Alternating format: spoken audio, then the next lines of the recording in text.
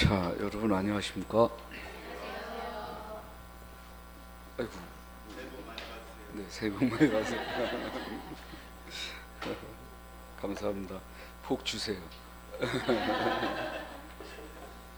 어, 정말 제가 드릴 말씀인데 새해 복 많이 받으시고 좋은 일이 많았으면 좋겠어요, 그죠? 네. 사모님들은 아마 저 쳐다보고 굉장히 실망스러울 거예요, 그죠? 저렇게 못생길 수도 있나 이러면서. 우리 남자분들은 다소 위로가 될 거예요 아마. 아, 저런 인간도 먹고 사니까 나야 뭐 이러면서. 손 한번 들어보실래요? 네, 자, 왼쪽으로. 여기가 왼쪽 아니에요. 자, 오른쪽으로. 그 다음에 뒤로 목 이렇게 돌려보시고. 올해 이제 또 공부하는 동안은 힘드시겠지만 연말이 됐을 때야 좋은 결과 때문에 기뻐하고, 또 이제 합격자 모임 여기서 또 기쁘게 이렇게 대화 나누고 그랬으면 좋겠어요. 일단은 사람들마다 다릅니다만은 짧게 한 몇 분. 공인중개사법이 공인중개사법, 그리고 부동산 거래 신고법. 너무 길어서 부동산 거래 신고 등에 관한 법률 이런 건데, 신고 등에 관한 법률, 그리고 이제 중개 실무, 이렇게 세 파트로 나뉘어져 있어요.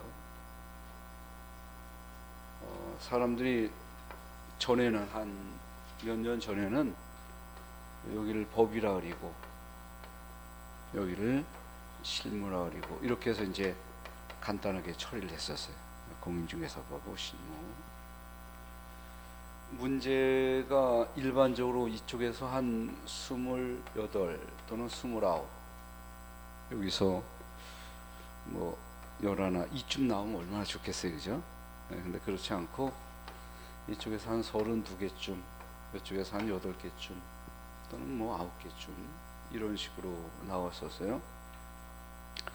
근데 이제 특별히 작년부터는 이렇게 오른쪽에서 우리가 보는 이런 틀로 이제 좀 바뀌어 있다고 생각하시면 되겠어요.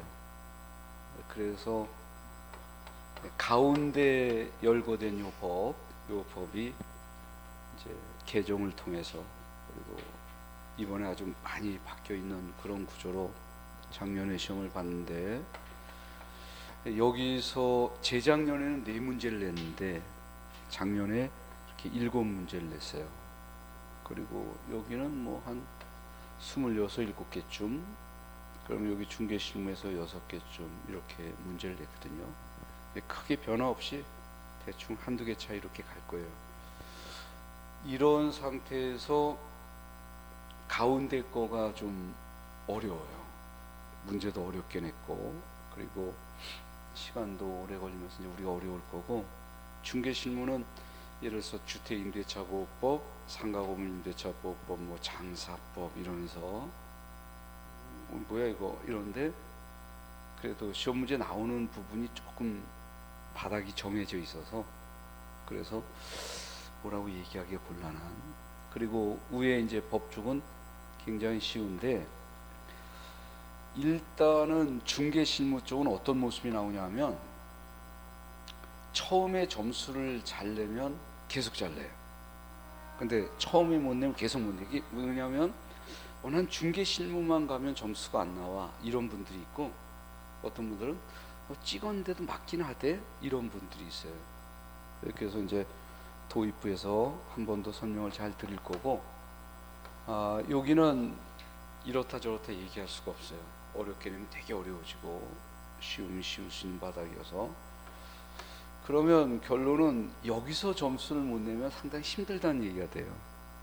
그러니까 적어도 25개쯤은 확실하게 좀 맞춰야 되는데, 25개면 몇 점이에요? 그냥 점수 생각하지 말고 그냥 25개쯤. 이게 이제 60점, 62점 뭐 이렇게. 근데 그리고 나머지는 뭐 반타작 이렇게 해서 점수를 내는 거 가장 일반적인 모습인 것 같아요. 일단 우리는 여기가 이렇게 돼 있구나. 이거를 법이라 그리고 여기를 실무라 그러면서 이렇게 진행을 하는구나. 근데 이제 1월, 2월, 3월, 4월, 5월, 6월 이렇게. 그 다음에 7, 8월은 문제풀이에요. 그래서 거기는 뭐 얘기할 게 없고 1, 2월 우리 들어가 있는 거죠. 지금 여기서는 용어가 이런 게 있는데 이 용어의 정확한 의미, 뜻이 이거구나. 이렇게 가능하다면 좀 이해하는 쪽으로 그런 건가 봐. 이렇게. 그 다음에는 이 부분이 중요한 부분이구나. 와, 여기서는 이게 중요한 거구나. 이 바닥이 이렇게 중요한 바닥. 그리고 이렇게 전체적으로 흐름. 이 과목이 이런 식으로 하는 거네. 예, 주력을 해야 돼요. 그리고 3, 4, 5, 6 가면 이제 얘기가 달라지면서 딴 얘기를 할 거예요. 근데 문제는 뭐냐면 공인중개사법은 여기서 이렇게 강의를 듣는 동안 주의할 게 있는데 뒤집다 필기를 하고 그럴 필요가 없어요. 그냥 앉아서 들어야 돼요. 두 번째로 이거 외워야 되는데 이것도 필요 없어요. 외워지지도 않을 뿐만 아니라 그냥 그런가 보다 이러면서 가야 돼요. 지금 첫 번째로 여러분들이 요구하는 것은 뭐냐면 지금 갖고 있는 이 자세를 버려야 돼. 열심히 해야지, 잘해야지, 이거 버려야 돼. 버리고 그냥 그런가 봐. 자세를 좀 풀어보세요. 내가 올해는 공부를 열심히 해가지고 뭐 수석학회 갈 거예요? 그거 아니니까 이렇게 풀고. 이제 진행을 하다가 거기 체크하세요. 거기 좀 이렇게 적어 놓으세요. 거기 별표하세요. 밑줄 그세요. 이런 거 다 강사가 해줘요. 교재 거기 좀 피고요. 그러니까 자기 혼자 알아서 뒤집사 받아 적고 이럴 필요 전혀 없다니까요. 다른 과목 말고 이 과목은 그래. 그러니까 그냥 일단 이제 강의 끝나고 집에 갈 때 차 몰고 이렇게 가시면 속으로 오늘 뭘 배웠더라? 배운 게 없어요. 뭐야 오늘 한 거 뭐야? 손 들고 왼쪽 오른쪽 한 거 말고는 뭐 한 게 없어. 그런 거예요. 그런 식으로 이렇게 편하게 좀 편한 자세 이렇게 하셔야 될 것 같아요. 근데 여기서 문제는 뭐냐면 거기 밑줄 여기 읽으세요. 그럴 때 잘 읽어야 돼요. 이렇게 쭉 읽고 그걸 거기 체크하세요. 체크하고 그 정도 하면서 이렇게 오시면 돼요. 막 받아 적고 이럴 것도 별로 없고요. 여러분들은 속으로 되게 널널한 과목인가 봐. 그렇지 않습니다. 시험장에 갈 때까지 점수 안 나와서 고민해야 돼요. 근데 우리는 이제 전체적인 흐름이 예를 들어서 이런 거예요. 1, 2월 달에 이렇게 했다. 그러면 3, 4월 달에 다시 이렇게 하고 5월, 6월 달에 다시 이렇게 하고 이렇게 해서 하나의 그림을 완성하는 거거든요. 그러니까 지금 1, 2월 달에 이렇게 했다고 해서 3, 4월 때로도 이렇게 할 거다. 그렇지 않아요. 3, 4월 때라면 강사의 표정도 무서워지고 여기 보세요 이러면서 저 끝에서부터 여기까지 숨도 못 쉬게 이렇게 하는데 그건 그때예요.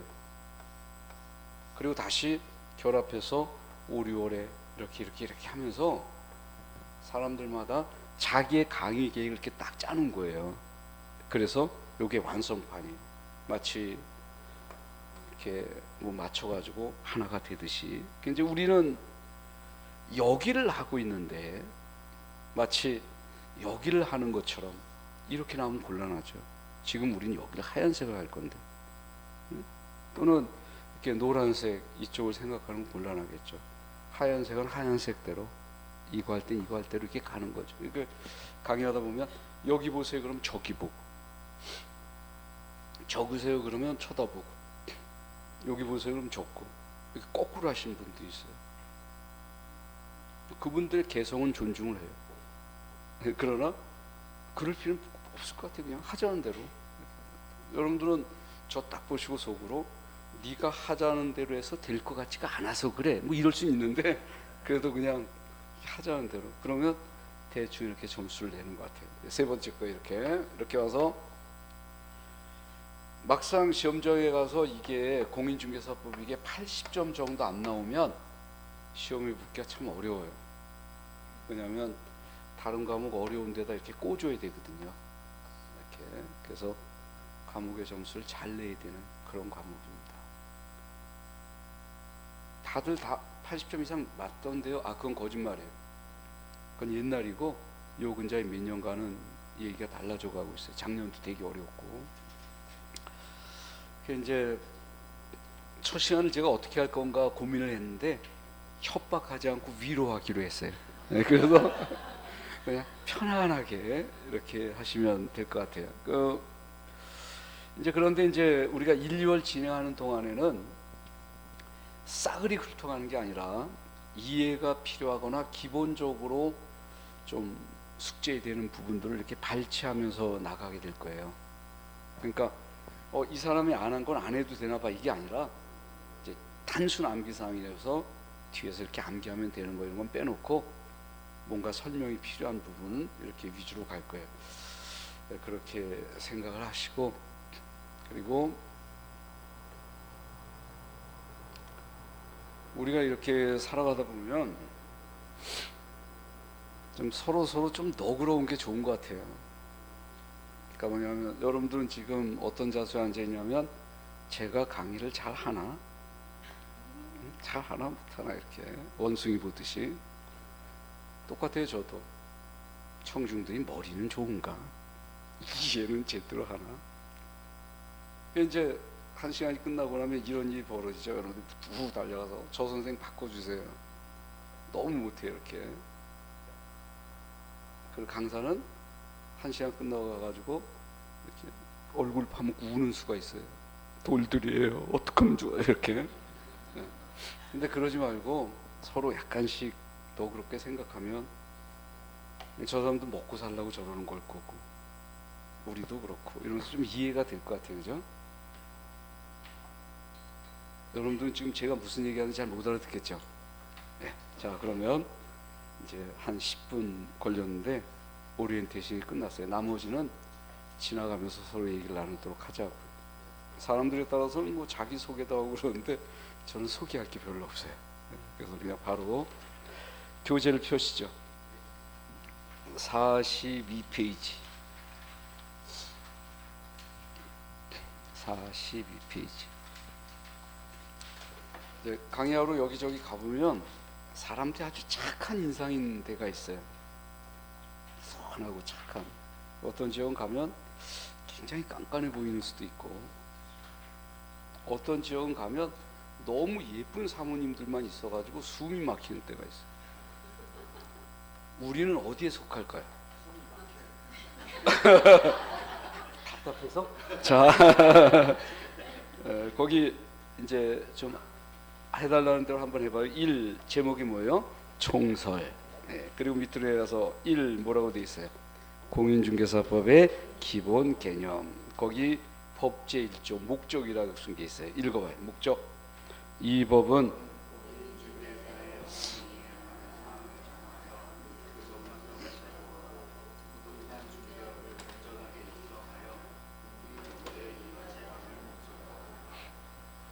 누가 그런 식으로 읽으라 그랬어요?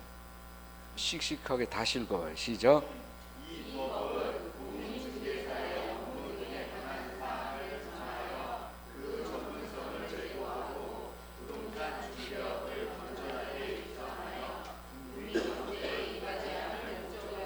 네, 42페이지요. 42페이지. 자, 그러면 이제 칠판 보시고, 그리고 여기서 지금 막 읽고 고개를 떨구면 불러낼 거예요. 그래가지고 써보라 그럴 거예요. 그런 일은 없지만 그럴 수도 있다는 가정을. 실제로 제가 이제 협박을 하는데 이거 못하면 불러낼 거 막 이런 그런 일 절대 없어요. 제가 만약에 누군가를 사모님 나와서 이거 써보세요 그랬다, 그럼 곧바로 그러니까 그런 일 절대 없어요. 절대 없으니까 말만 불러낼 거예요. 그냥 똑바로 해 막 이러는 것뿐이니까 고개를 숙이지 말고 떨구지 말고 조금 아까 읽었던 것을 여기다가 적을 거예요. 자, 한번 해보겠어요. 하고, 그리고 하여, 함을 목적으로 한다, 이렇게 돼 있다고. 그려? 잘 모르지만 하여튼 목적으로 한다. 헌 읽었구만. 그러면서 다시 한번 읽어봐. 이제 다시 한번 읽어봐요. 거기 1조 시작.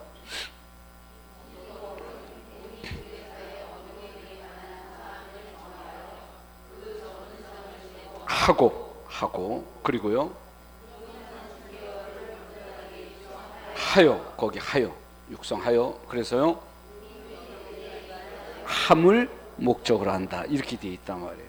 그래서 우리는 여기를 하고 하여 함을 목적으로 한다, 요 함을 목적으로 한다 이 부분을 뭔가 표시하기 위해서 최종 목적이다, 또는 종국 마지막 궁극 목적이다, 이러면서 여기를 표현하는 거예요. 그리고 앞으로 다시 가서 이렇게 해보겠어요. 이 법은 공인중개사의 사자 어디 갔냐? 공인중개사의 업무 등에 관한 사항을 정하여, 맞나요? 그 전문성을 제고하고, 이렇게 제고하고, 그리고 부동산 중개업이라고 하는 거, 이것을 건전하게 육성하여, 그래서 육성하여, 그리고 계속해서 국민 경제에, 이거 맞나요? 이바지함을 목적으로 한다, 이렇게 되어 있다는 거예요. 첫 번째 바닥 딱 놓고 문제를 하나 내보겠어요. 이 법의 공인중개사법의 최종 궁극 목적은, 이 법의 궁극 목적은, 예를 들어서 부동산 중개업의 육성에 있다. 다음 중 틀린 거 골라라, 맞은 거 골라라. 그러면 부동산 중개업의 육성, 이것이 최종 목적이라고 볼 수 없죠. 최종 목적은 뭐예요? 국민경제의 이바지함. 왜냐하면 이 틀이 어떻게 되어 있으니까 하고 하여 함에 있다. 그러니까 종국 목적은 국민경제 이바지함이라는 거예요. 이런 식의 틀이라는 거예요. 두 번째 거 한번 보겠어요. 이 법의 최종 목적이라고 안 그러고, 이 법의 목적은 부동산 중개업의 육성에 있다 그랬어요. 이건 맞았을까요? 틀렸을까요? 입장 곤란하지만 맞은 것 같아요.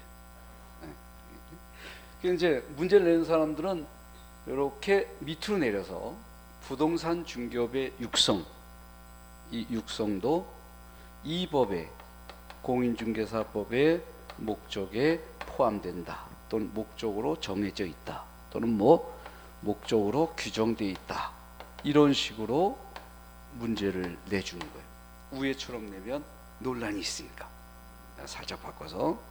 그러면 한번 읽어봐. 이거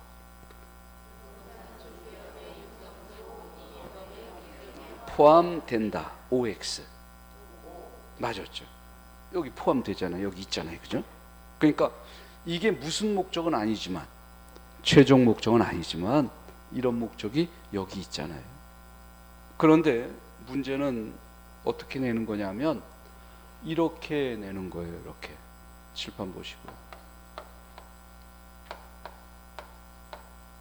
다시 한번 여기 읽어봐요. 맞았다, 틀렸다. 이건 맞았다 틀렸다. 우리는 왼쪽의 것을 원장이라 그리고 이거를 모조품이라 그래요. 공인중개사법의 문제는 뭐냐면 원장과 다르면 틀린 거예요. 그래서 이 법이 말꼬리 붙들고 계속 속상하면서 가는 거예요. 말꼬리 붙들고 국어 시간인 것 같은 착각이 들 정도로. 그럼 여기 보면 대충 공인중개사법을 공부하는 것보다는 확실하게 중요하다 그러는 거 두세 가지를 아는 게 더 나아요. 대충 알면 가가지고 품 있게 틀리는 거예요. 나중에 답 보고 아닌가뷰 이러면서. 왼쪽하고 오른쪽이 어떻게 다른지 읽어봐요. 여기요. 부동산 중개업을 건전하게 육성하고, 여기 읽어봐요. 부동산업의 육성. 이거는 하늘과 땅 차이. 지금 여기 부동산이 있는데 부동산과 관련된 업을 얘기한다니까요. 확 돈 그러면 금융업이에요. 투자 그럼 투자. 나는 개발을 좋아해. 그럼 개발업이에요. 쭉쭉 읽어볼래요?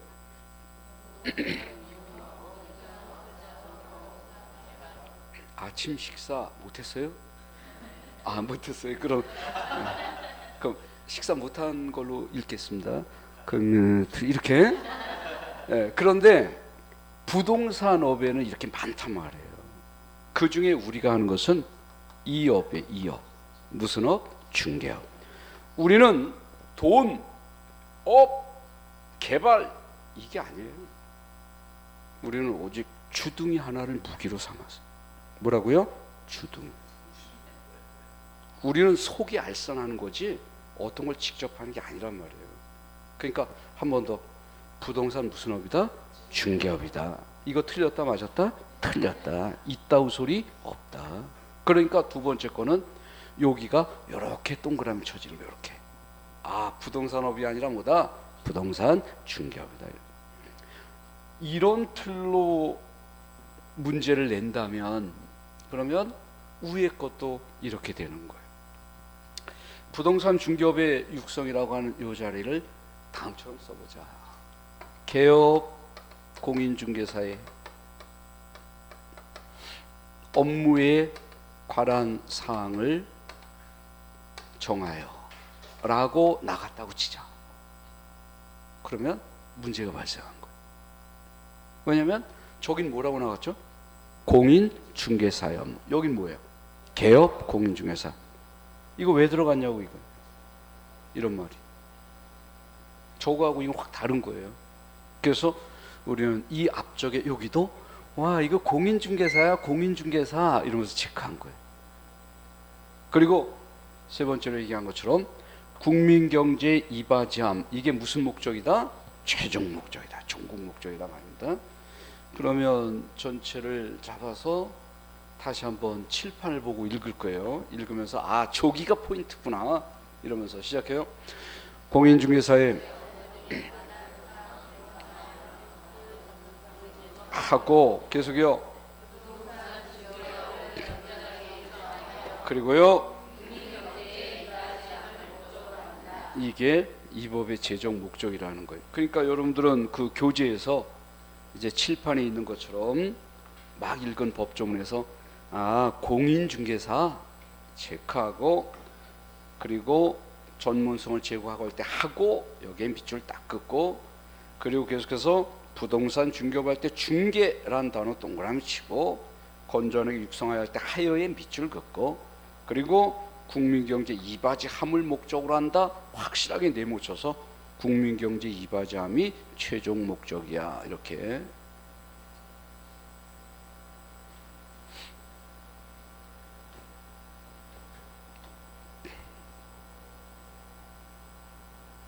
칠판 보시겠어요?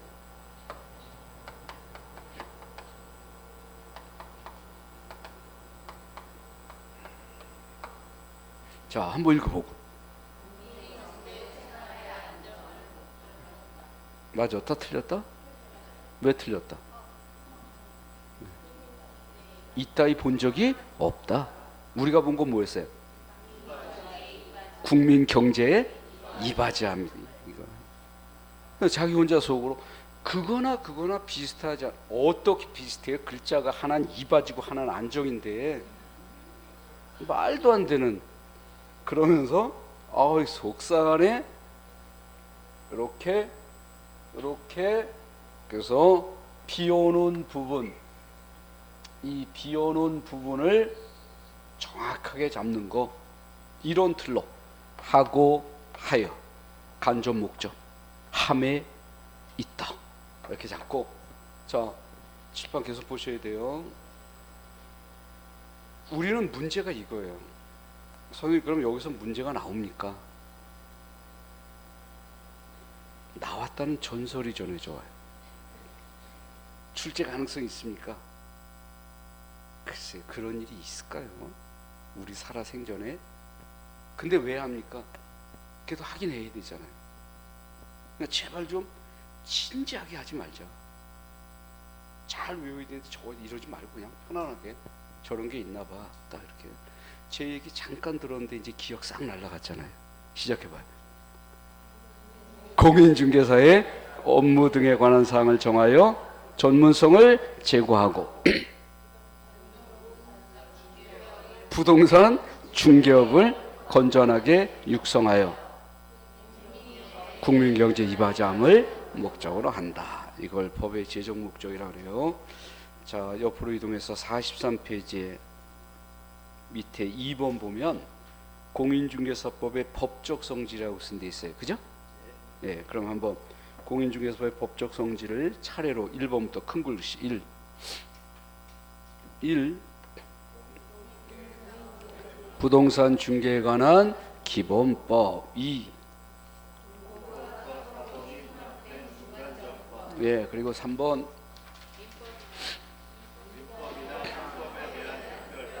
그리고 4번이요.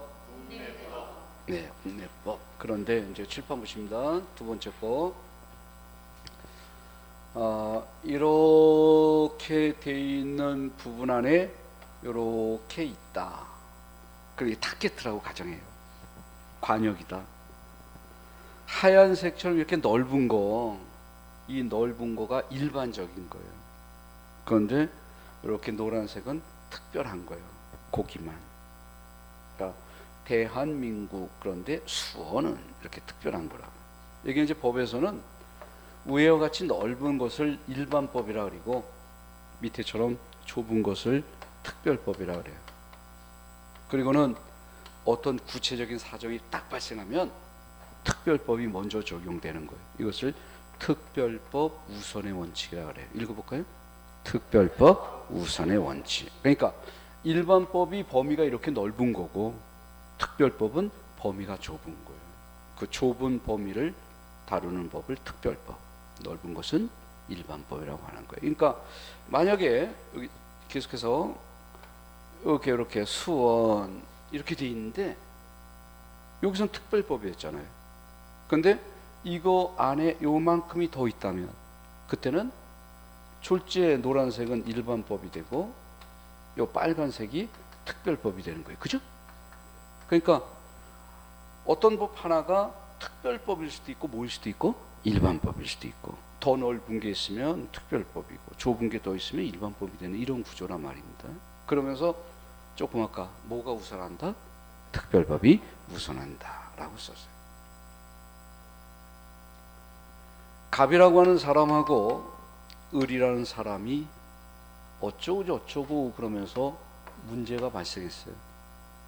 개인과 개인 사이에 벌어진 이 문제를 해결하기 위해서 이제 민법이라고 하는 법이 존재합니다. 민법이 사람들 사이 관계를 규율하고 있어요. 근데 똑같은 갑인 줄 알았는데 이 갑이 글쎄 장사꾼이에요. 상인.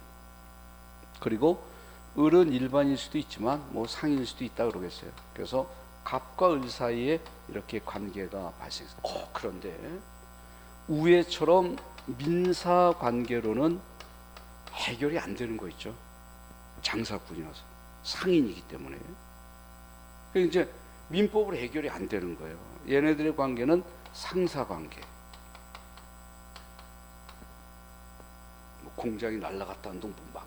그래서 이 상서관계를 해결하기 위해서 상법이라는 법을 만든 거예요. 그러니까 상법은 뭐의 특별법이다? 민법의 특별법이다 이렇게 됩니다. 근데 이번에는 갑이라는 사람하고 을이라는 사람이 어쩌고 저쩌고 했는데 이렇게 보니까 가운데 주고받는 내용이 부동산인 거예요. 장사꾼도 아닌데 상인도 아닌데 근데 얘네들이 주고받는 것이 막 집 한 채 생계 전체가 달려있는 너무 구찌가 커서 민법으로 해결이 안 되고 상법으로 해결이 안 돼요. 그래서 이 문제를 해결하기 위해서 법을 만들었어요. 중개사법인데 지금 우리 공인중개사법 그러니까 공인중개사법을 만들었다 이렇게 얘기해봐요. 그럼 칠판 보시면서 뭐는 공인중개사법은 앞으로 갑니다. 부동산 중개라고 하는 것에 대해서 어떻게 적용이 된다? 여기에서는 싹 지워버리면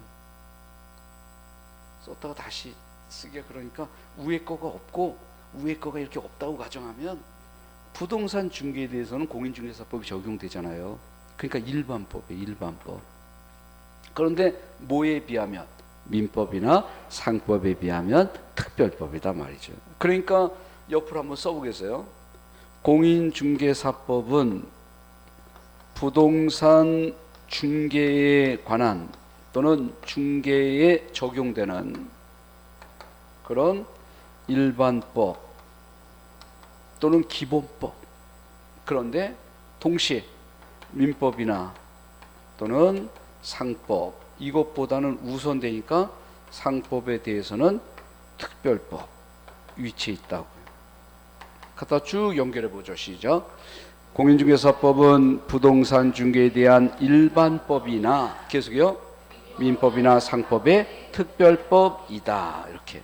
그래서 공인중개사법이라고 하는 이것은 모임서 일반법이면서 동시에 무슨 법이다? 특별법이다 라고 정리하는 거예요. 그러면 만약에 부동산 중개에 관해서 어떤 사건이 하나 벌어졌다. 그러니까 예를 들어서 A라고 하는 사건이 딱 벌어졌다. 그러면 뭐가 적용되느냐? 공인중개사법이 적용되는 거예요. 근데 공인중개사법이 없어요. 이걸 다룬 내용이 없다고 이 법에. 그러면 상법이 적용되는 거예요. 근데 상법도 내용이 없어요. 그러면 민법이 적용되는 거예요. 이거를 우리는 이렇게 써본 겁니다. 법의 적용 순서가 이렇게 된다. 자, 한번 해볼까요? 뭐? 공인중개사법 없으면 상법 없으면 민법. 근데 이제 문제를 풀다 보면 요거하고 요거를 자꾸 헷갈려요. 공인중개사법이 없으면 민법, 그것도 없으면 상법 이렇게 자꾸 간다고요. 근데 그렇게 가면 안 돼요. 가장 넓은 게 뭐라고요? 민법. 그거보다 좁은 게 상법. 더 좁은 게 공인중개사법. 그러니까 법 적용 순서 한 번만 더. 어디서? 공인중개사법 없으면 상법 없으면 민법 이렇게 적용된다는 거예요.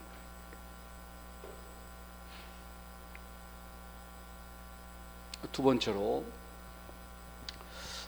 우리는 이런 개념 한번 생각해 보겠어요.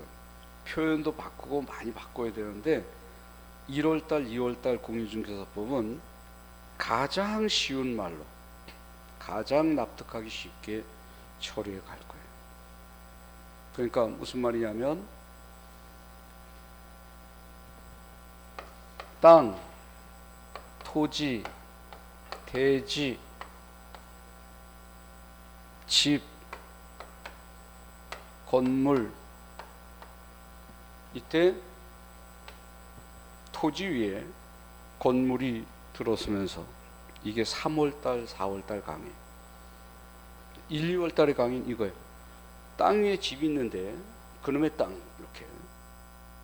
그러니까 여러분들은 지금 제가 설명하거나 막 이런 것을 적으면 안 되는 게 시험 문제는 토지 위에 건물이 들어선 경우 이렇게 나가는데 1, 2월 강의는 땅 위에 집이 있는 경우에 그놈의 집은 이러고 나간다고요. 그러니까 이걸 적어놓으면 자기 혼자 쓸데없는 걸 적은 거예요.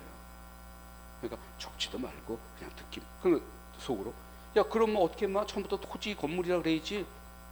처음부터 토지 건물 그럼 알아들어야죠. 그러니까 처음에는 땅, 집 이러는 거라고요.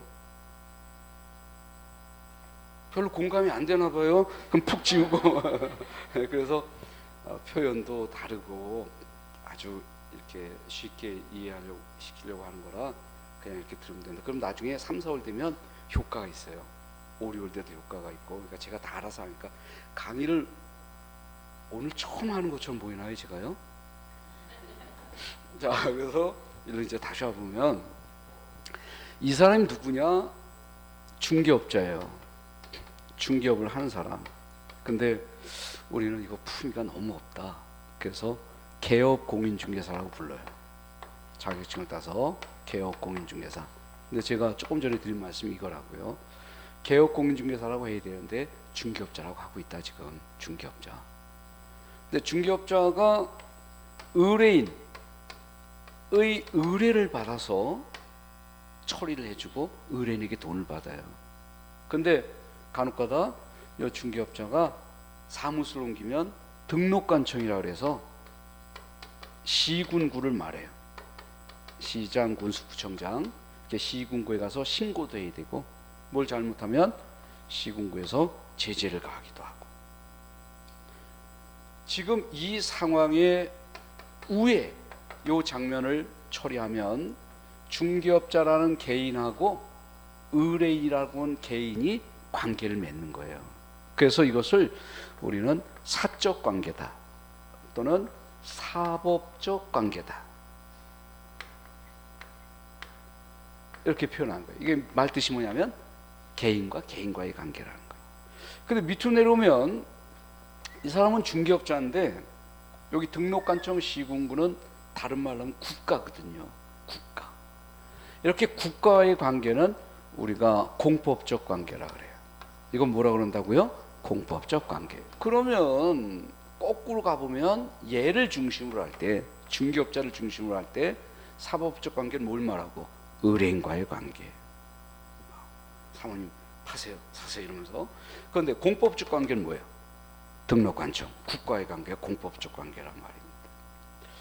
근데 이번에는 이렇게 끌고 가면서 이 사법적 관계를 최대한으로 보장하는 거, 이거를 우리가 사익이라고 하는 사익, 그 사익의 추구.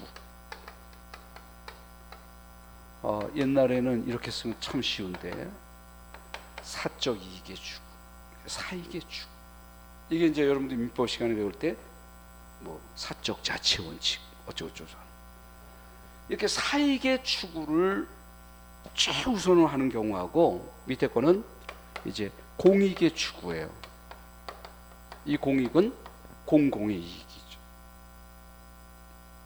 만약에 사익의 추구를 최대한으로 해 가고 있다. 그러면 이거는 이걸 보장하는 게 사법이고 민법처럼. 그리고 공익의 추구를 목표로 하고 있다. 그럼 우리가 이것을 공법이라 그러는 공법. 그러니까 사적 자치에 필요한 일부분을 제약을 가하는 거죠. 뭘 위해서? 공익을 위해서. 사익의 추구 사법, 공익의 추구 공법 이렇게 돼 있는데 가운데다가 저는 개공인데요. 개공이란 말은 개업공인중개사예요. 조금 아까 제가 썼던 중개업자는 말입니다. 개업공인중개사의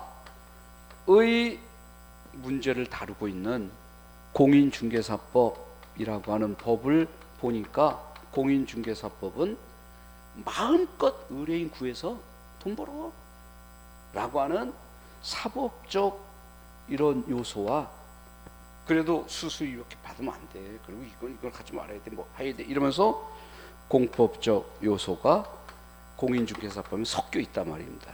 이것도 있고 이것도 있다.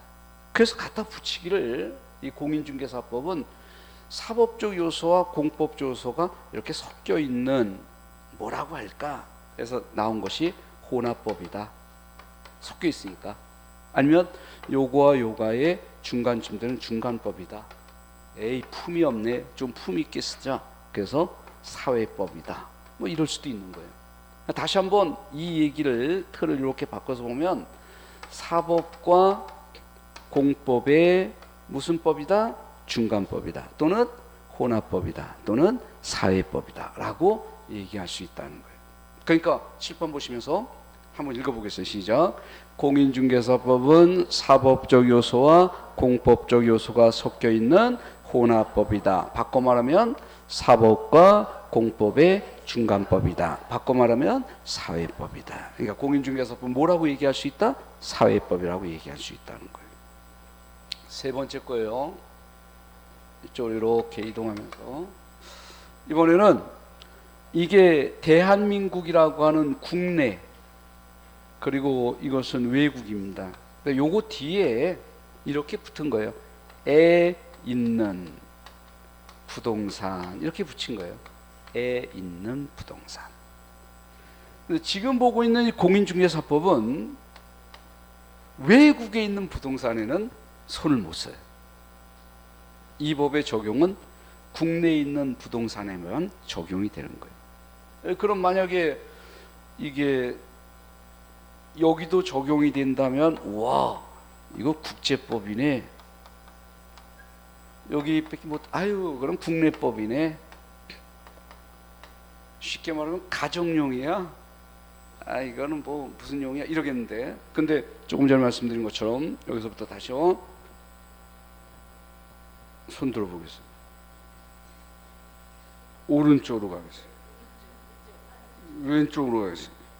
뒤로 가겠습니다. 마음을 턱 놓고 부담 없이 들어도 된다 그랬지 호흡 있게 졸아도 된다 그러지 않았어요? 자 여기 오시고요. 무슨 법은? 공인중개사법은 국내에 있는 부동산만 대상으로 한다. 그러니까 무슨 법이 아니라 국제법이 아니라 국내법이다 말입니다. 그런데 딱 하나 여기 정도가 별표예요. 나머지는 체크할 이유 없고요. 그래서 교재로 다시 가셔서 공인중개사법의 법적 성질 읽어요. 1. 부동산 중개업에 관한 기본법이다. 그러면서 동시에 2번 중간법이다. 계속해서 3번 그리고 4번 그런데 그 국내법 여기에는 별표를 하고 그리고는 그거 옆에다 이렇게 적고 국제법이라고 적고 X. 뭐가 아니다? 국제법이 아니다. 나머지는 기억 안 나도 그건 나야 돼요. 뭐는 아니다? 국제법은 아니다. 제발 좀 입 좀 벌려요. 뭐는 아니다? 국제법은 아니다. 그럼 무슨 법이다? 국내법이다. 계속해서 이제 공인중개사 법령의 구성이라고 쓴데 거기 구성으로 가서 1번부터요. 제목 있는 거 1. 공인중개사법 2. 계속해요. 3. 그리고 4번이요.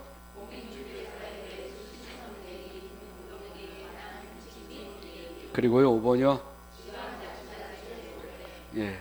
그리고는 7번 잠깐 보시고요. 자, 이번에는 이렇게 처리해보자. 국회에서 여러분들은 다 아는 거지만 그래도 한 번은 들어야 돼요. 만든 것이 법이에요.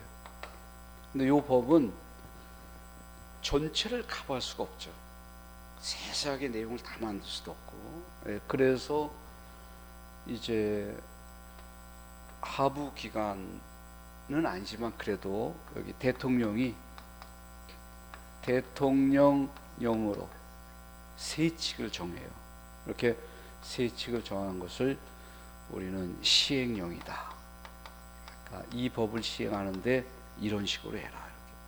근데 요거도 전체는 커버하지만 세부적인 내용은 잘 모르죠.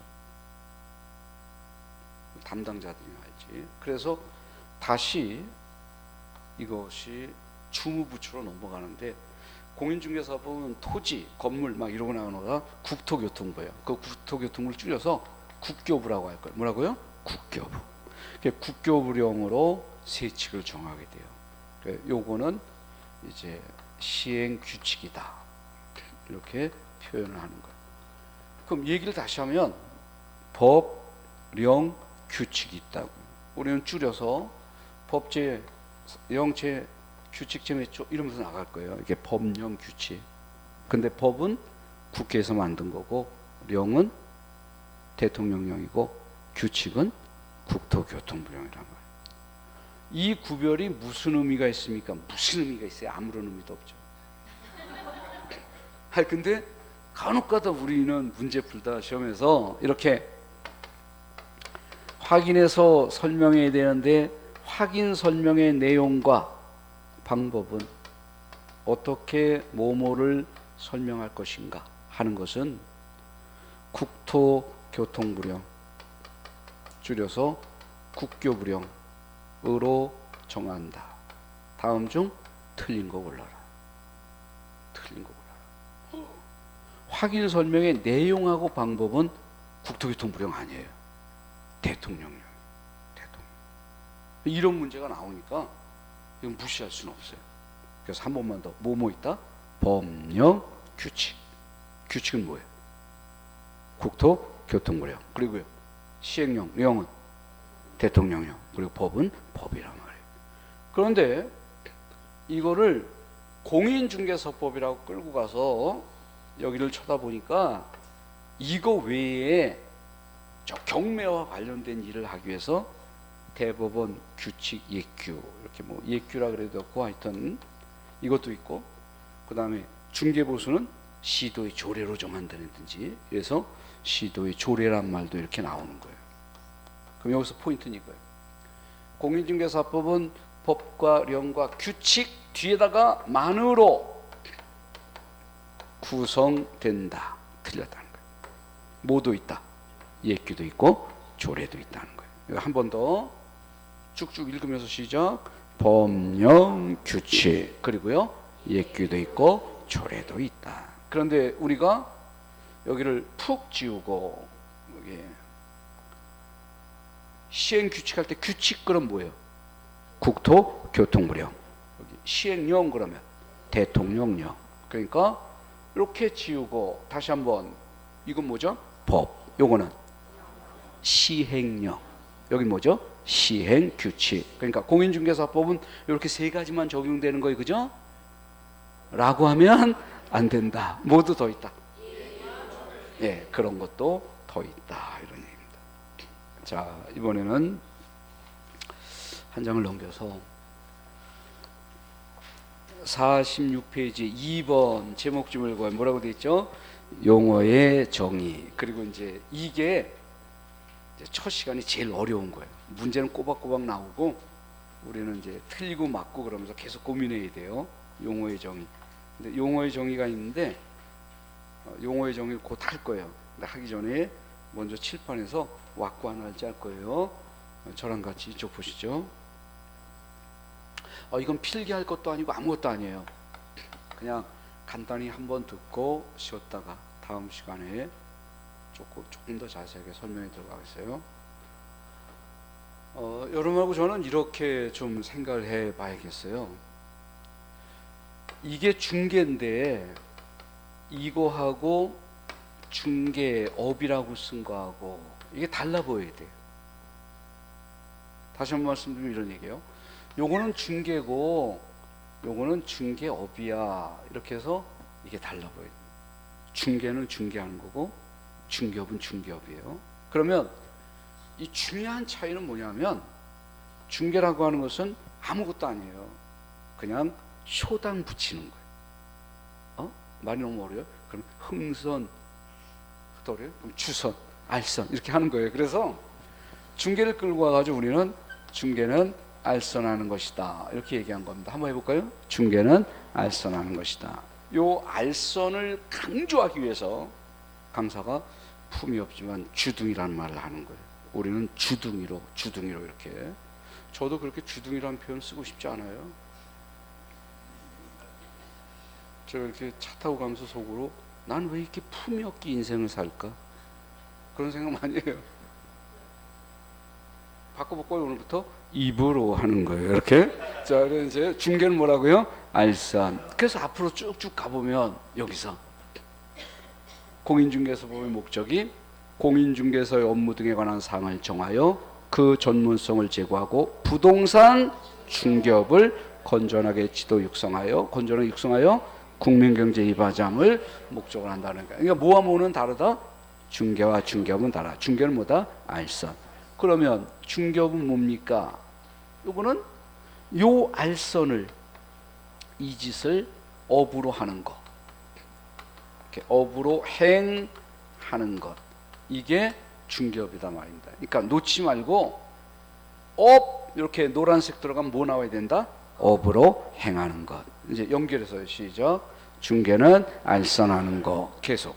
중개업은 알선을 업으로 행하는 거다. 그런데 알선 이걸 끌고 더 내려가 보니까 이거 알선 백날 해봤자 아무런 효과도 없어요. 그냥 소개해 본 적이 있는 거지 아무런 효과 안 나타난다니까요. 사모님하고 우리 사장님하고 집 사고 파세요 이렇게 중개를 했는데 두 분이 안 팔아 이러면서 딴 데 하면 난 말짱 꽝이라고요.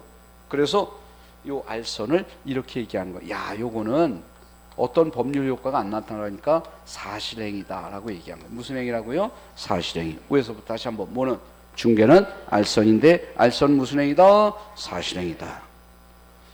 중개업은 업으로 행하는 건데 뭘 업으로 행하는 거라고 하느냐? 이게 문제예요. 그 업으로 행하는 것은 사실은 이런 얘기입니다. 누구든지 와도 좋다. 이게 불특정 다수를 대상으로 돈 받고 영리를 목적으로.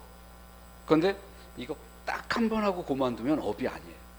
업이 되려면 이 짓을 반복해서 해야 돼요. 어제도 오늘도 내일도. 이게 업이에요. 그래서 그 얘기만 여기다 갖다 붙이면 계속해서 이걸 반복적으로 하는 거예요. 이게 요 계속해서 반복해서 한다는 뜻 의사만 있으면 업이 될 수 있을 거예요. 밑줄 그으면서 뭐가 있어야 된다? 계속 반복의 뜻. 근데 뜻이라고 안 그러고 의사 뭐 이래 줬고요. 똑같은 말이에요. 이게 있어야 된다. 위에서부터 중개업은 업으로 행하는 거다. 뭐가 있어야 된다? 계속 반복의 의사가 있어야 된다 말입니다. 1번에서 비교한 거하고 2번은 얘기가 조금 달라요. 이제 같이 한번 해보겠어요. 요 가운데다 강사가 공인중개사라고 썼어요. 우리 고칠 겁니다. 그러니까 칠판 봐주세요. 여기 뭐라고요? 공인중개사. 공인중개사가 뭐냐? 그럼 공인중개사는 공인중개사라는 자격을 따면 돼요. 그러니까 자격을 취득한 자. 무슨 자격? 공인중개사의 자격. 그래서 이렇게 연결하면서 머릿속에 팍 넣어둡니다. 누구는? 공인중개사는 자격을 취득한 자다. 여러분, 공인중개사란 시험에 합격한 자가 아니에요. 시험에 합격했더라도 취소될 수도 있어요. 그러니까 다른 말로 하지 말고 이 말로 해야 돼요. 뭐라고 해야 돼요? 자격을 취득한 자. 걔가 누구다? 공인중개사다.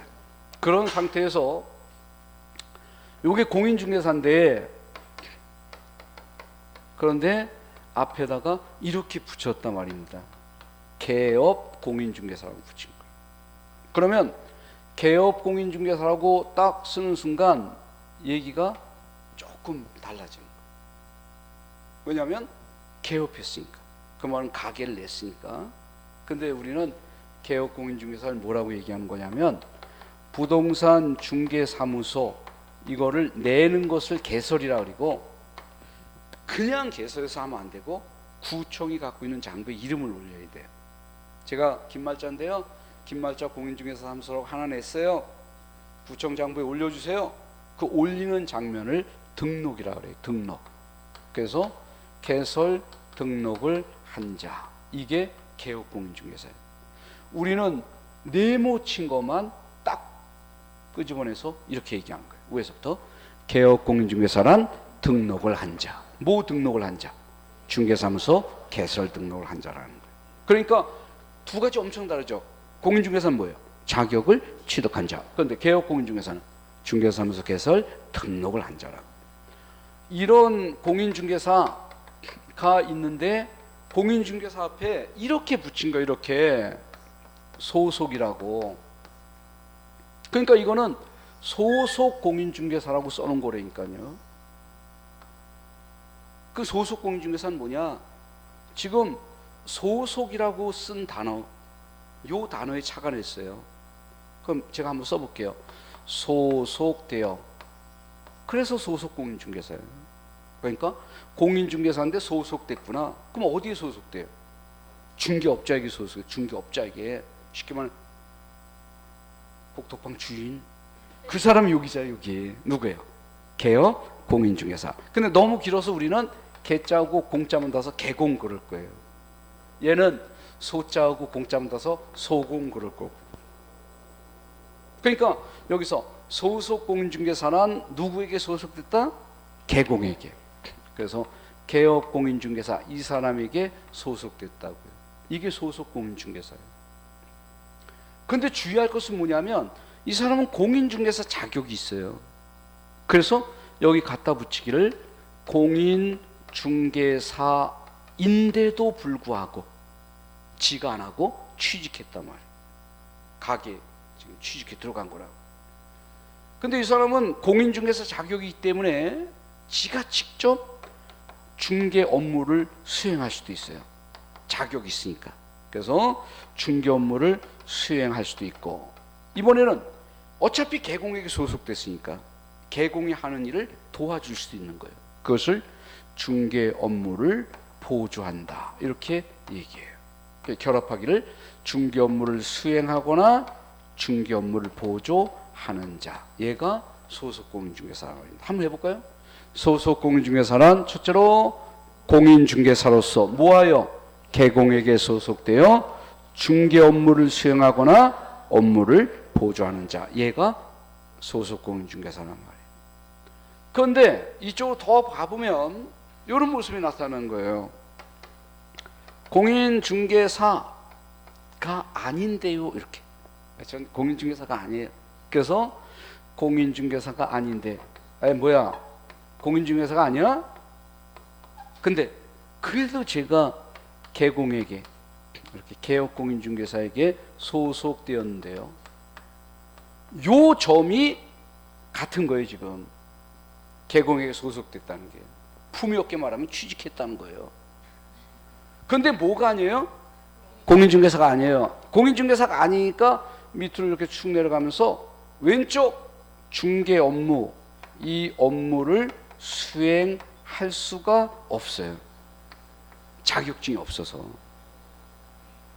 업무를 수행하지 못하는데 취직은 했으니까, 저 가게 주인이 하는 개공의 업무, 이 업무를 보조할 수 있다고요. 그런데 문제는 이 업무가 왼쪽처럼 중개 업무는 또 안 돼요. 자격증이 없어서. 그래서 중개 업무를 못하면 그럼 무슨 업무 하죠? 무슨 업무래요? 커피 2잔 타와봐. 그럼 타오고. 손님 모시고 갔다 와. 그럼 갔다 오고. 장부 이거 싹 정리하라 그랬는데 이거 뭐 하는 거예요? 그럼 정리하고. 여러분들이 지금 속으로 뭐 저렇게 비참하게 표현을 하나? 실제는 그렇지 않지만 그런 분위기로 끌고 가서 갖다 붙인 게 단순 업무란 말이에요. 무슨 업무라고요? 단순 업무. 이런 분들을 우리는 중개 보조원이라고 얘기한다. 실제로 이분들은 굉장히 탁월하고 능력 있고 그래요.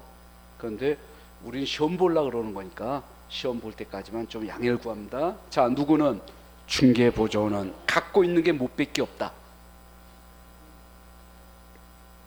몸밖에 없다. 저 중개 보조원은 뭐가 아니다? 공인중개사가 아니다. 그러나 뭐 했다? 개공에 소속됐다. 근데 공인중개사가 아니니까 업무를 수행할 수는 없다. 단지 뭐 할 뿐이다? 업무를 보조할 뿐이다. 근데 그 업무도 무슨 업무? 단순 업무. 그러니까 단순 업무를 보조하는 자를 말한다. 이렇게 돼 있단 말입니다. 그럼 이제 제가 말한 거 확실히 잡고 해야 돼요. 공인중개사 그러면 순백의 모습이어야 돼요. 이 순결함. 공인중개사는 뭐라고요? 자격을 취득한 자. 그게 공인중개사. 그래서 사무소를 내봐봐, 나 가게 차렸어, 그런 순간 공인중개사가 아니에요. 얘는 뭐예요? 개업 공인중개사. 이 순백의 공인중개사가 놀면 뭐해? 그리고 취직했어요. 그럼 뭐예요? 소속 공인중개사예요. 무슨 소리가 붙으면 얘기가 달라지는 거라니까요. 푹 지우고 여기도 푹 지우고 한번 해보겠어요. 공인중개사란 자격을 취득한 자로서 중개업을 영위하는 자를 말한다. 이렇게 썼다고요. 쭉 읽어보고요. 공인중개사란 자격을 취득한 자로서 중개업을 영위하는 자를 말한다. 맞았다 틀렸다? 틀렸다. 왜 틀렸다? 이따우 소리가 들어가면 안 된다니까요. 그럼 벌써 오염돼요. 뭐예요 이거? 예. 난 이런 말이 싫어. 시험 문제 나왔던 걸로 쓸래? 그럼 써보세요. 이렇게 읽으라고요.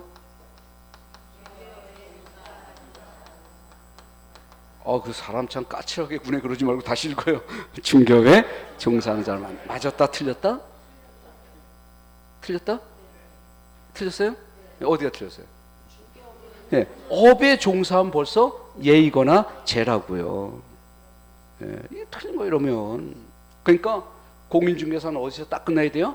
자격을 취득한 자. 자격을 취득해서 자 개공은 누굴 개공이라 그런다 했어요 좀 전에. 중개사무소 개설 등록을 한 자. 그럼 소속공은 뭘 소속공이라 그런다 그랬어요? 개공에게 소속돼요. 그런데 여기 중개보존하고 이렇게 보니까 특징이 하나 있단 말입니다. 이 두 가지가. 이 특징이 뭐냐면 얘네들 둘은 저기서 말한 개공, 이 개업공인중개사에게 소속됐다고요. 아유 소속됐어? 예, 그래서 이 두 분들을 한꺼번에 고용인이라고 부르는 거예요. 이분들 이름이 뭐라고요? 고용인. 성은 고고 이름은 용인이에요. 누구하고 누가? 소속공인중개사와 중개보조원이. 자, 이 사람들 공통점이 뭐라고요? 개공에게 소속돼요. 그러면 이제 문제는 중개보조원이란 이 사람은 개공에게 소속되어 단순 업무를 보조하는 자를 말한다. 이렇게 쓴 이게 가장 많이 들락거리는 표현이에요. 자를 말한다. 우리 한번 위에서부터 밑으로 가면서 읽어보겠어요. 중개보조원이란 개공에게 소속되어 단순 업무를 보조하는 자를 말한다. 틀렸다 맞았다? 맞았다는 생각이 후두를 강타하는 순간 틀린 거예요. 단순 업무를 보조하는 짓은 얘가 할 수도 있어요. 얘는 반드시 이 말이 나와야 돼. 어떤 말 나와야 돼? 공인중개사가 아닌 자로서. 이 말 나와야 돼. 이 말. 이 말 안 나오면 틀리는 거예요. 다시 한번 뭐라고요? 공인중개사가 아닌 자로서. 그러니까 중개보존 그러면 차라리 이거랑 연결시켜야 돼. 뭐라고요? 아닌 자. 아닌 자. 뭐가 아닌 자? 공인중개사가 아닌 자. 만약에 요 앞에 요 건널목 있잖아요. 여기 건널목. 그 건널목 앞에서 사람들 오고 가는데 이렇게 한번 물어봤어요.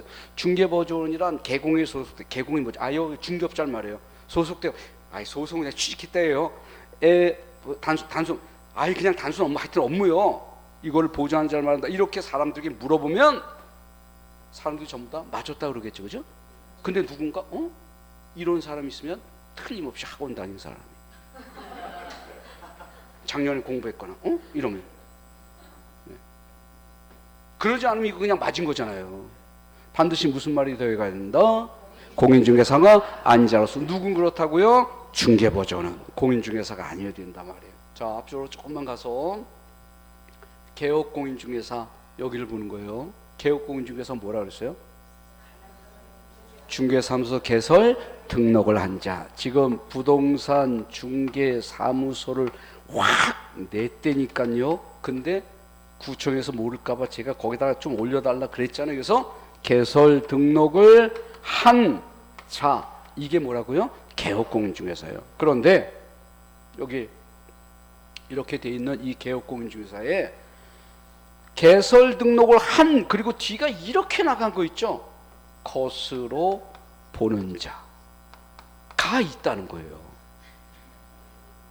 이 무슨 문제냐면 개설 등록을 한 사람은 만약에 공인중개사 자격증을 가지고 등록을 하면 이건 개공인데? 예, 그래서 공인중개사인 개공이라고 부르고, 혹시 이게 법인인데 법인이 이렇게 등록을 하면 법인인 개공이라고 부르고, 그래서 개업공인중개사에는 이렇게 두 개가 있다고요. 차례 읽어요. 공인중개사인 개공, 이건 개인이고, 그리고 여기요 법인인 개공, 이렇게 두 개가 있단 말입니다. 그런데 조금 아까 얘기한 것처럼 개설 등록을 한 것으로 보는 자도 있다니까요.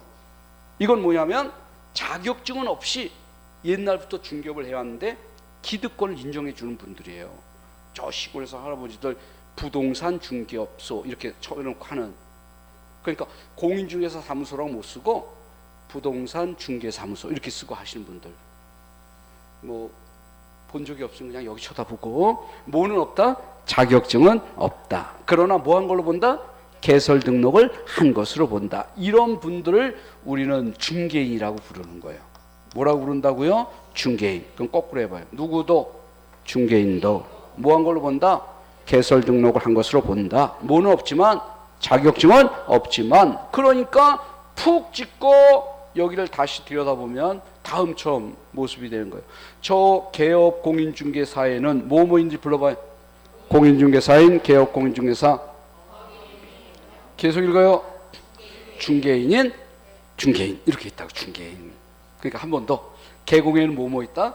공인중개사인 개공, 법인인 개공, 중개인인 개공 있다고요. 너무 기니까 우리는 이것도 줄여서 공개공, 법개공, 중개인 이럴 거예요. 한 번 더요. 공개공, 법개공, 중개인. 이게 지금 뭐라고요? 개업공인중개사라고. 자, 그러면 이제 갖다 붙이겠어요. 개업공인중개사란 공인중개사 자격을 취득하여, 이거 하려고 시험 본 거 아닙니까? 그러니까 공인중개사 자격을 취득하여 부동산 중개사무소를 냈어요. 그래서 사무소 개설했다고 등록을 한 자, 이렇게 등록을 한 자를 말한다라고 써놓고 쭉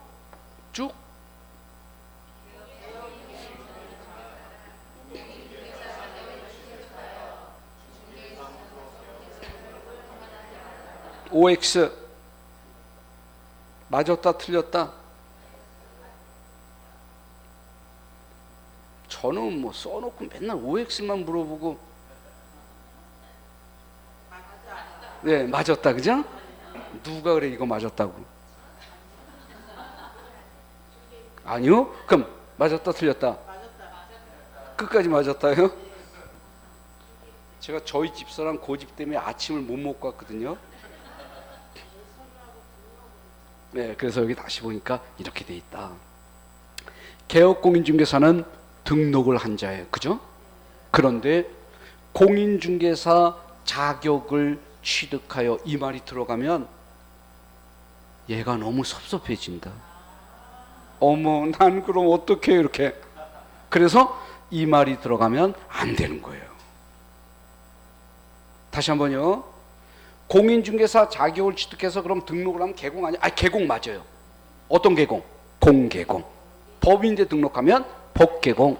그러나 모두 있다? 중개인도 있다. 그러니까 개공이란 용어 정의할 때 이 말 들어가면 안 된다. 뭐라고 들어가면 안 된다? 공인중개사 자격을 취득하, 이 말 들어가면 안 된다. 왜냐하면 자격 없는 사람도 있으니까. 지금 우리들의 표정은 뭐라는 거야 지금. 나도 잘 모르니까 팍 지우고 한 번 더. 누구는 개업공인중개사는 뭐다? 개설 등록을 한 자다. 그러면 개공이다. 헛소리 쓰지 말아라. 가운데 그 헛소리가 뭐였어요? 공인중개사 자격을 취득하여, 이런 말 들어오면 안 된다. 왜냐하면 그럼 누가 붕 뜨니까? 중개인이 붕 뜨니까. 자, 앞쪽으로 다시 쉬었다 해야 되는데 여러분들은 지금 잘 따라와 주시고 계세요. 근데 이렇게 딱 보다가 우리들의 집중력의 한계는 역시 20분 같아요, 그죠?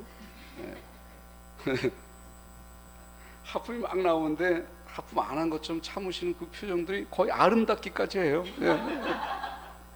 자, 여기 보시면서 뭐와 뭐는 다르다? 중개와 중개업은 다르다. 중개는 뭐다? 알선하는 거. 이건 무슨 행위다? 사실행위. 근데 중개업은 업으로 행하는 거. 이게 업으로 행한다는 말은 뭐? 계속 반복의 의사를 갖고 하는 거예요. 옆으로 쫙 가면서 뭐 하나 두 개가 빠졌잖아요. 빠진 게 여기 공인중개사고, 여기가 소속 공인중개사고. 이제 차례로 갈 텐데 어리어리한 표정을 짓거나 그러면 쉬는 시간 없이 저랑 같이 과외해요. 자, 공인중개사는 뭐예요? 자격을 취득한 자. 그러면 개업공인중개사는 뭐예요? 자격을 취득하기 그러면 안 나오지. 그럼 안 되고 그냥 중개사무소 개설 등록을 한 자. 그럼 소속 공인중개사는 뭐예요? 아, 이거 있어요. 이거 공인중개사로서 개공에게 소속되어. 그래서 뭐 할 수도 있고 업무를 수행할 수도 있고 뭐 할 수도 있고 업무를 보조할 수도 있고. 그런데 여기 중개보조는 그럼 벌써 틀린 거예요. 중개보조는 개공 나가면 벌써 틀린 거예요. 중개보조는 뭐 나와야 돼요? 공인중개사가 아닌 자로서. 한 번 더 뭐라고요? 공인중개사가 아닌 자로서 개공에게 소속돼요. 그러니까 얘는 뭐 할 수 없고 중개업무를 수행할 수 없고 단순 업무만 보조한다고요. 여러분과 제가 너무나 품위 있게 확실하게 해서 이제 요거 하나만 갖고 이렇게 써보겠어요. 소속 공인중개사란 공인중개사 자격증을 갖고, 그러니까 공인중개사로서 개업 공인중개사에게 소속돼서요. 개공에게 소속되어 그리고 단순한 업무를 보조하는 자를 말한다. 이렇게 써보겠습니다. 보조하는 자. 맞았다 틀렸다? 맞틀. 제가 저기다 쓴 건 다 틀린 거야. 이러지 말아요. 드물게 제가 맞는 것도 써요. 맞틀. 그렇죠. 여기 보면 소속 공인중개사란 공인중개사로서 개공에게 소속되어. 맞았어요. 여기까지요.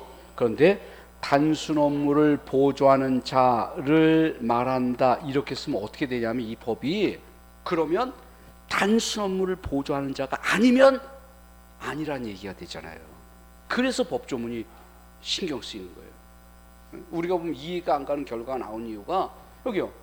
아니 단순 업무를 보조하는데 왜 소속공이 아니야? 소속공도 단순. 아니 근데 이거를 이렇게 정의하면 여기다가 중개 업무를 수행하는 자, 그러면 소속공이 아니란 얘기가 되잖아요. 이해 가셔요? 이해. 공인중개사법 강의 듣는 테크닉 하나를 알려드릴게요. 이해 가면 이해 가는 거예요. 안 가면 역시 안 가네. 모션은 똑같아야 돼요. 자, 이해 가요 안 가요? 네, 그래서 다시 한번 이거 틀렸다. 뭐라고 써야 돼요? 중개 업무를 수행하거나 중개 업무를 보조하는 자. 그런데 이렇게 썼단 말입니다. 이렇게 공인중개사로서 개공에 소속되어 단순 업무를 보조하는 자도 소속 공인 중개사이다 또는 중개사에 포함된다. 이렇게 썼다고. 이게 지금 이제 출제된 지문의 모습이라. OX를 묻고 있어요. 위에서부터 해봐요. 공인중개사로서 개공에게 소속되어 단순 업무를 보조하는 자도 소속 공인중개사에 포함된다. 맞았다 틀렸다? 맞틀.